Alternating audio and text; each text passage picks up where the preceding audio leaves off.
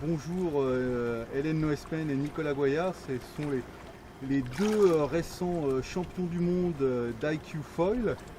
Et donc vous allez participer aux entraînements du F50 français là sur cet événement qui se déroule à Saint-Tropez jusqu'à dimanche. Quel regard vous portez à la fois sur le circuit et sur ce bateau extrême? Tu veux commencer? Ouais, alors moi j'ai eu la chance de rejoindre l'équipage dès la première étape de cette saison aux Bermudes. Et c'est vrai que c'est vraiment l'arrivée dans un monde assez exceptionnel.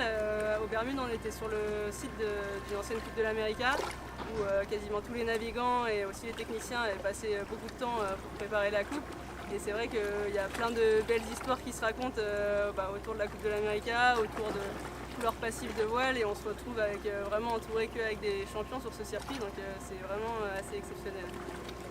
Et Nicolas, toi c'est la première fois que tu vois un F50 de près? Non, pas la première fois, mais par contre la première fois que je peux remonter dessus.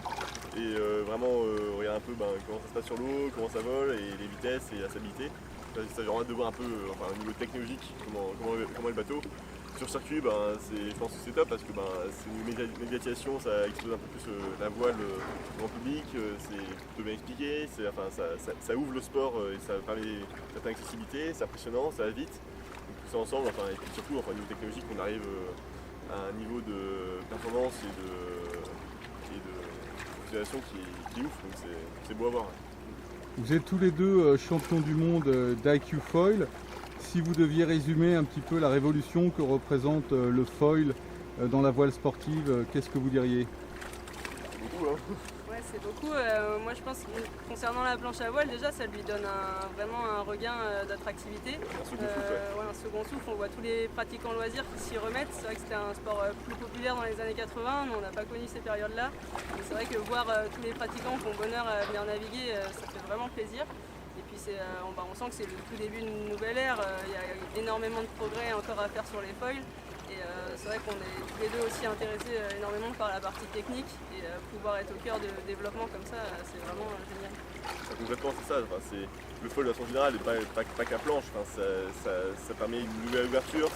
Les gens extérieurs viennent voir c'est quoi ce truc, comment ça fonctionne, ils comprennent pas. Quand ils c'est un avion sous l'eau, ils disent ah ouais d'accord, ok, c'est clair, mais c'est marrant de voir comment les gens évoluent et ils sont intéressés par ça parce qu'ils sont pas habitués de voir quelque chose voler comme ça. C'est un peu d'extérieur, c'est un peu magique.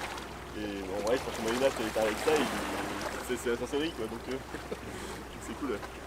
Et on a coutume de dire que justement dans l'univers du foil, le développement a un caractère exponentiel, c'est-à-dire que de petites modifications créent de grosses différences.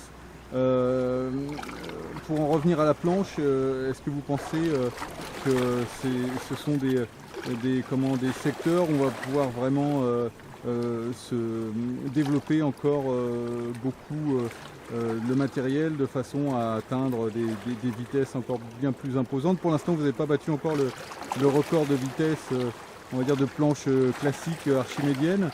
Est-ce que vous pensez que c'est quelque chose qui peut se faire? Alors là, je pense qu'il y a plusieurs choses. D'une part, il y a l'accessibilité du sport. Là, en gros, ce sur quoi on bosse le plus, en fait, c'est que plus un foil est facile, plus on peut le pousser loin facilement. Et que pour le pratique du foil, maintenant, c'est le contrôle et les capacités à pousser à ses limites. Et donc là, sur ça, ça évolue tout le temps. On est tout le temps en train de trouver des nouveaux profils, de trouver des nouvelles aides qui vont mieux, de trouver des nouveaux équilibres et de faire avancer tout ça. Il n'y a pas que le foil, il y a aussi les voiles qui évoluent, les planches, il y a tous les éléments qui évoluent en permanence. Donc ça, clairement, il y a des gros progrès à faire encore. Et on est dans je vois pas la limite de la courbe. Par contre, au niveau physique, avec le principe actuel de foil qu'on a sur nos planches, on n'a pas cherché le record du monde en aileron, ça c'est clair. Mais par contre, on peut quand même aller très très vite et aller par contre faire plus que matcher les vitesses en aileron dans des parcours classiques, quoi. Voilà, dans des zones de vent un peu intermédiaires, quoi. Ouais, ou c'est ça, dans nos intermédiaires, et pas forcément sur des ailerons asymétriques qu'on peut avoir sur les canals ou là ça devient vraiment spécifique.